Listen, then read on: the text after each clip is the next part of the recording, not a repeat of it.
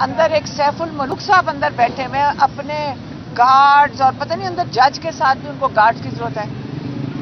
ہمارے کوئی کئی 100 لوگ باہر کھڑے ہیں اور ان کے لیے یہاں پہ لگتا ہے VIP سینٹر انہی کے ہیں. یہ پورا نظام ردی کی ٹوکری میں پھینک دینا چاہیے جس قسم کا نظام انصاف دیا جا رہا ہے.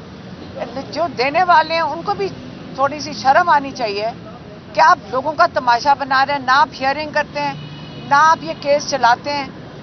اب یہ صرف بیل ہیئرنگ ہو رہی ہے. بیل کے لیے کئی 100 لوگوں کا دوسرے شہروں سے لوگ آ رہے ہیں، ان کا وقت ضائع کرنے کے لیے تماشا بنا رہے ہیں. یہ ہم لوگوں کو کیا بھیڑ بکریاں سمجھ رہے ہیں؟ ہم لوگ ان کے لیے ایک تماشا ہیں. اور خواتین آئی ہوئی ہیں، ویل چیئر پہ لوگ آئے ہوئے ہیں، ان کا تماشا بنایا جا رہا ہے. یہ کب تک ہم یہ سسٹم کو ہم برداشت کریں گے؟ میں کہ ہمیں سارا نظام جو ہے نا اس کو اپنے آپ کے اوپر شرمندگی ہونی چاہیے، ان کو اپنے آپ کو اصلاح کی طرف لے کے جانا چاہیے. اور اب خواتین اور مردوں کی الگ الگ ڈیٹس دے دی ہیں انہوں نے، تاکہ کئی یہاں پہ میاں بیوی بھی آ رہے ہیں تاکہ وہ اچھی طرح سارا دن ان کی خدمت میں حاضر ہوں اور بیل کنفرم نہیں ہوئے گی. یہ میں نے کہا آپ کو بتا دوں آج کا. اچھا میڈم، آپ کل FIA پیش ہوئی ہیں، FIA میں کیا تحقیقات ہوئی، کیا آپ کے اوپر الزامات ہیں؟ ہاں، کل کوئی 2 گھنٹے کی تحقیقات ہوئی ہیں. میں خود حیران تھی کہ کس لیے بلایا گیا ہے. انہوں نے جو سوال پوچھے پہلی ہیئرنگ میں، انہوں نے کہا جی آپ یہ بتائیں کہ آپ نے فنڈ ریزنگ کی ہے اسٹیٹ کے خلاف. میں نے کہا ایبسلیوٹلی ناٹ. پھر انہوں نے کہا کہ آپ نے کوئی ہیومن رائٹس اپیل ڈال رہی ہیں ملک کے باہر اسٹیٹ کے خلاف. میں نے کہا ایبسلیوٹلی ناٹ. کیونکہ سیدھی سی بات ہے، میں اسٹیٹ سے مجھے یہ سمجھ آئی، پاکستانی لوگ، پاکستانی عوام، مجھے آج تک نہیں سمجھ آئی. جو انسان یہاں رہتے ہیں تو آپ سوچ سکتے ہیں کہ میں اپیل کوئی فائل کروں گی یا فنڈ ریزنگ ہم کریں گے اپنے لوگوں کے خلاف. شوکت خانم چل رہا ہے، نمل یونیورسٹی چل رہی ہے، اس کے لیے لوگ سارے حصہ ڈالتے ہیں کیونکہ وہ ایک فلاحی ادارے لوگوں کے لیے. تو پھر انہوں نے کہا کہ آپ نے فارنرز کے ساتھ رابطے میں اب وہ جو فارنرز ہیں ان کا میرے خیال میں مطلب تھا ہمارے پاکستانی جو اوورسیز ہیں. دیکھیں میں آج کل وہ نئے پاکستان کے دہشت گرد ہیں. تو میں نے کہا اور ان کے ساتھ مل کر آپ یہ پلیز ذرا غور سے سن لیں، فارنرز کے ساتھ مل کر آپ پاکستانی اسٹیٹ کے خلاف کام کر رہی ہیں فارنرز کے ساتھ. اس کے اوپر میں نے کہا ایبسلیوٹلی ناٹ. اور میں کیا کہتی؟ اب آپ مجھے بتائیں یہ کس قسم کے سوال ہیں کہ آپ کے لے کے جاتے ہیں.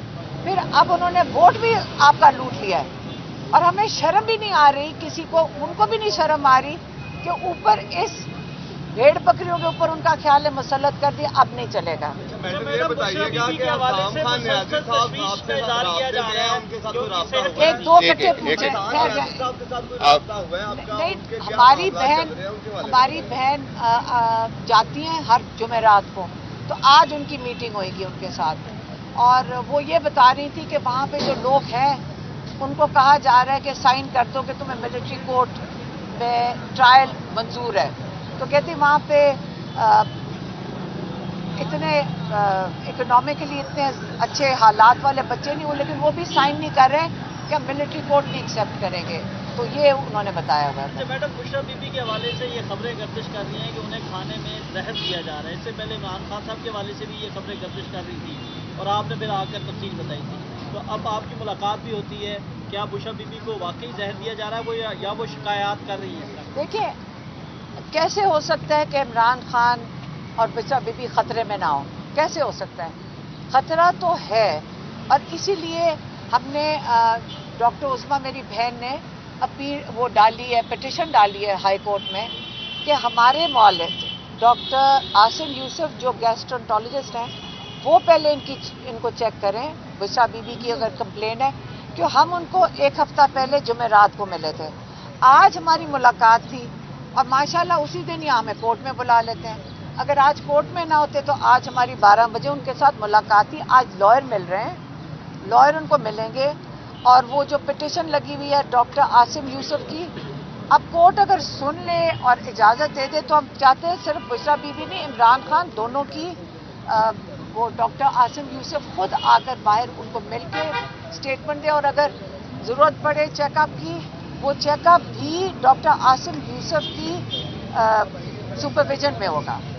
عمران خان صاحب کے حوالے سے تازہ ترین اپڈیٹ موجودہ سیاسی صورتحال کے اوپر ان کا کیا کہنا ہے؟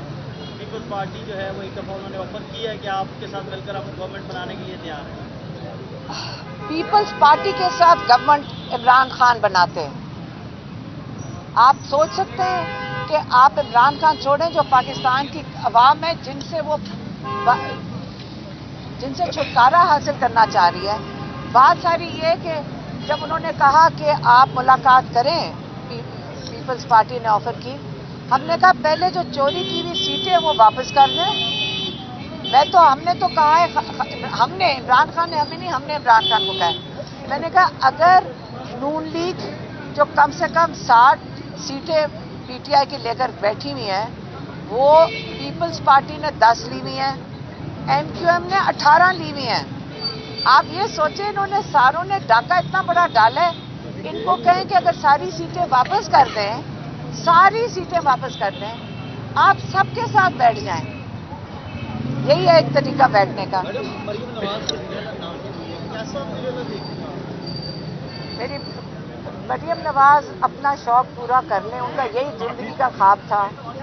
بات یہ ہے کہ لوگوں کی سیٹیں چوری کر کے جب بیٹھے گی، اپنی بھی سیٹ تھی وہ جیتی ہوئی۔ آپ ہمیں یہاں پوچھ لیں، ہمارا زمان پاک کا حلقہ ہے وہ جو مریم نواز جہاں سے کھڑی ہوئی ہیں، آپ ذرا وہاں جا کے لوگوں سے پوچھیں۔ مجھے تو میں اگر مریم نواز کی جاؤں تو شرم سے میں اپنا شکل نہ کسی کو دکھا سکوں کہ ڈاکہ ڈال کے لوگوں کا ووٹ چوری کر کے میں یہاں بیٹھوں گی۔ اتنا شوق اور جنون ہے کہ شرمندگی بھی ان کی ختم ہو گئی ہے۔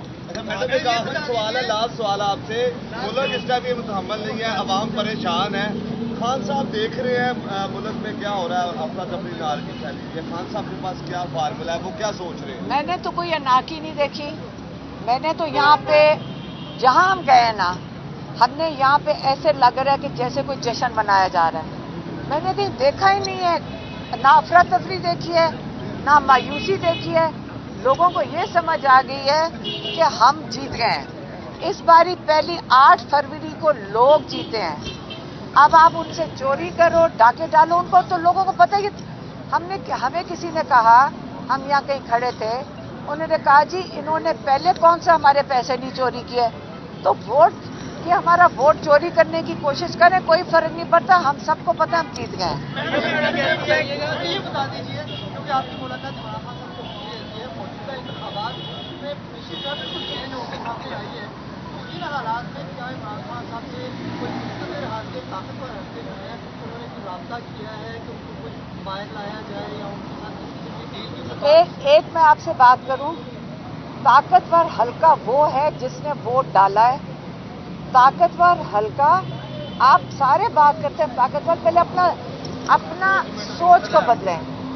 طاقت لوگوں کے پاس جا چکی ہے، طاقت 8 فروری کو لوگوں کو سمجھ آ گئی، طاقت لوگوں کی ہے۔ ڈیموکریسی کا مطلب ہے طاقت لوگوں کی ہے، اور جو عمران خان سنیں گے وہ اپنے لوگوں کی آواز کو سنیں گے، کیونکہ وہ طاقتور حلقہ ہے۔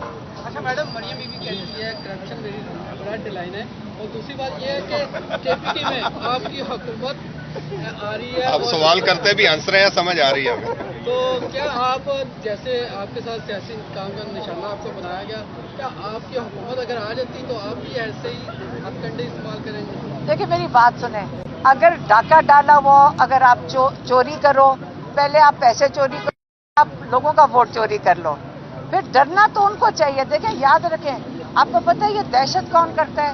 جو خوفزدہ ہوتا ہے۔ دہشت خوفزدہ انسان کرتا ہے، دہشت وہ نہیں کرتا جو جیتا ہوا ہوتا ہے۔